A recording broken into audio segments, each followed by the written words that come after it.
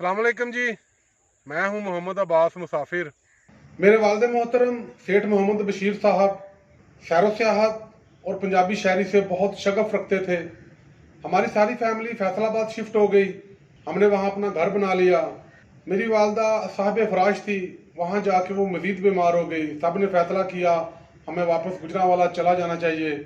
मेरे दोनों बड़े भाइयों ने मुझे और वालदा साहिबा को साथ लिया, कुछ घर का सामान लिया और हम गुजरांवाला आ गए।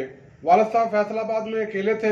उन्होंने एक नज़म जोड़ी जिसमें उन्होंने बताया कि मेरे घर में चोरी हो गई है, हर किसी को ये बात बताने वाली नहीं है, घर का सामान ले गए हैं, सारी चीज़ें गिनवाई। एंड पे उन्होंने कहा कि बाकी तो बचत हो गई है, सब कुछ बच बचा गया है, लेकिन वो मेरा खाना बनाने वाली मेरी बेगम भी साथ ले गए हैं। फैसलाबाद का साबका नाम लाइलपुर है। तो आए जी, आपको मैं अपने वालिद मोहतरम की ज़ुबानी ये सारी नज़म सुनवाता हूँ। लाम लैलपुर दे विच कोई चोरी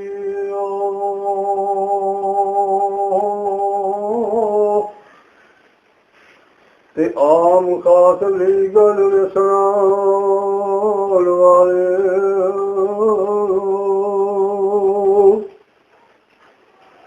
वो पंज सत्त रजाइयां ते दो खेस लै गए ते दरी लै गए वसाण वालियां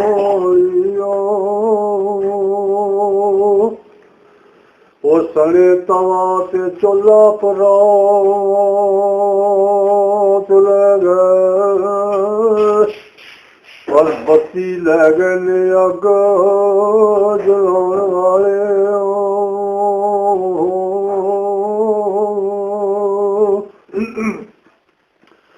होर सब कुछ बच बचा होया